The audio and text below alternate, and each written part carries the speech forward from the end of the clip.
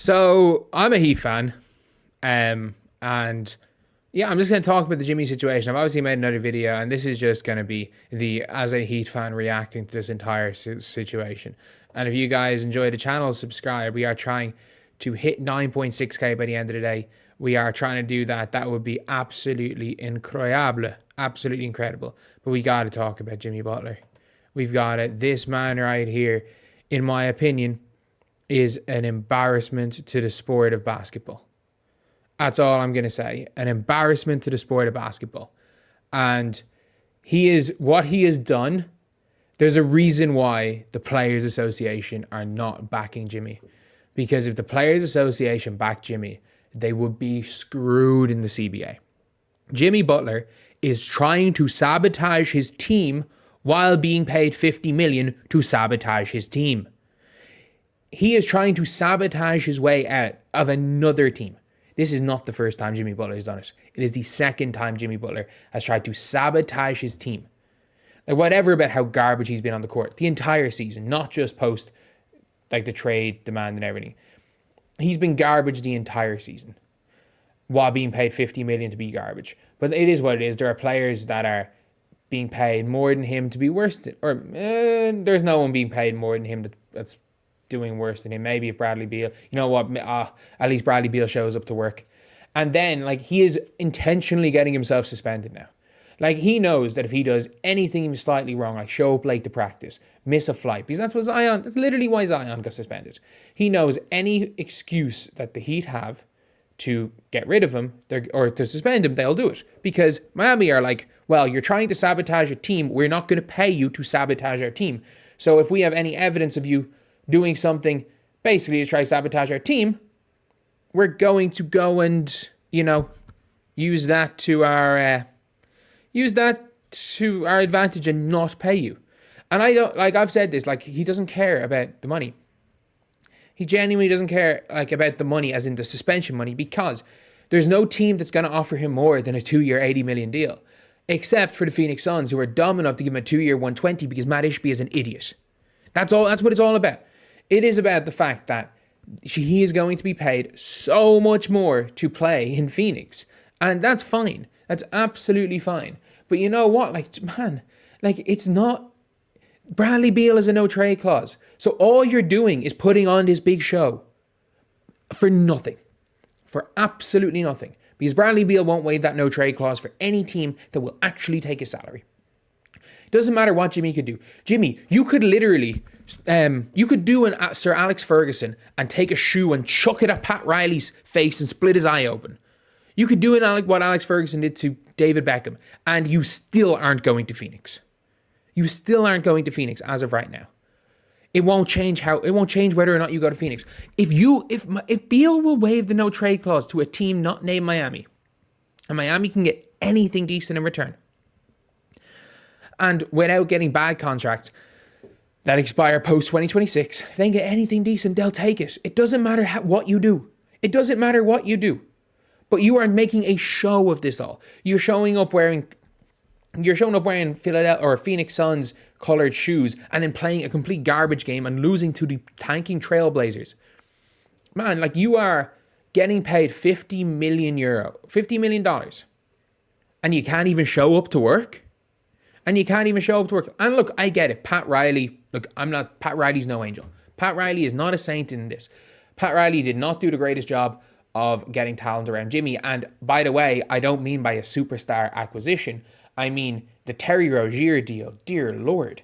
But, like, I liked the Kyle Lowry deal at the time. We all liked the Kyle Lowry deal at the time. I don't hate that one. But there's a bunch of things that I think a lot of people gave Pat Riley hate for that were all right. But still, at the end of the day, he's drafted unbelievably. He's done a lot of really good things. But Jimmy Butler doesn't care, because at the end of the day, it's not about winning. It's never been about winning. It's always been about the money, and that's fine. Just say it. Like, it's all just for the show. Everything is for the show. And obviously I have changed. I had to go down and get food in a hotel right now, but it's everything that Jimmy Butler is doing now is for the show, because he knows, I don't really want to play basketball. I also, I want to tear down this team with me, just like he did to Minnesota. Jimmy Butler is trying to not leave the Heat. Like, the Heat are doing, I'm guarantee you the Heat are doing what they can to trade him. But he is trying to make this big show so that he better believe that the Heat are in a worse spot than when he came in, which they're not going to be because Pat freaking Riley's there. This is a team who drafted the best rookie in the NBA, not named Jared McCain, with the 15th pick. They drafted the best rookie in the NBA with the 15th pick. They drafted, like, again, of all their picks, all their first round picks not named Precious Achiuwa since, since Justice Winslow. All would be top 10 in a redraft, most of them top 5 in a redraft. That's how well they draft. It's how well Pat Riley drafts, how well Eric Spoelstra coaches. Like, they have the perfect system there that they're good with or without Jimmy. Because the Heat are a bit different. People are like, oh, how are the Heat going to be good again? We're going to see Heat in the conference finals in the next 3 years. We are. They don't need a superstar to do that. Like, if Bam improves a little bit, Hero continues to improve, and Jovic takes a bit of a leap, and Khalil Ware is there, they're making the conference finals in the next 3 years. Because it's the Miami Heat, and it's Heat culture. They were the best. It was the best organization in the NBA before Jimmy got there, and it's going to be the best organization after he leaves. And, like, I don't think Jimmy Butler realizes that. And when Jimmy Butler is sitting at home in April because the Phoenix Suns have not made the playoffs, and he's watching Miami lose in 6, maybe 7 in the first round, or get to the second round of the playoffs while he's sitting at home, you know, he'll be richer. He'll have his $60 million a year. That's not a worry. That's not a worry for Jimmy. Like, he'll be happy out getting his money. But at least then, public perception. Yeah, his public image. I'm telling you, in 2 to 3 years, it will be proven again Pat Riley was right. Because it always is. It always is. And you might have said, oh, but like LeBron could stay. LeBron was never staying. LeBron saw Dwayne Wade declining. LeBron saw Kyrie and the number 1 pick. Like, if Cleveland didn't get number 1 in 2014, LeBron might have stayed. It was nothing to do with, going home. That probably was no harm in it. But it was because they could build a competitive team and a big 3 around them. And again, in hindsight, they should have kept Andrew Wiggins. Like, they could have gotten some assets for, like, something for Anthony Bennett, but in hindsight, they should have kept Andrew Wiggins. But LeBron obviously got rid of him. Like, the GM has not been successful. He hasn't. Other than the Anthony Davis trade, which was an obvious one because he was a top 5 player in the NBA at the time, the GM has been very unsuccessful with trades and bringing in players and stuff. So, Pat Riley was right in that one. Because if he let the GM do what he wanted, Eric Spoelstra wouldn't be coaching and the Heat wouldn't be in as good a position as they're in now. Dwayne Wade was right in hindsight. The Chicago Bulls bought him out the next year. And in Jimmy Butler, he's going to be proved right in that. Just like he was proved right in the original time with Alonzo Mourning. Just like he was proved right with Tim Hardaway Sr. And all these players will realize, other than LeBron, because LeBron's LeBron, that Pat Riley was right.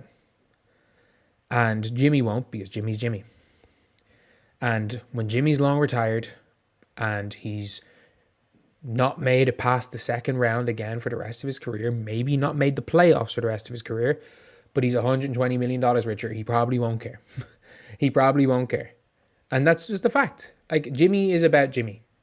It's not about the team. Yeah, you know what? He is a playoff riser, and I'll give him that. Jimmy Butler is one of the greatest players in Heat history. But, like, people make up that Jimmy Butler is the only reason they made the 2020 NBA Finals.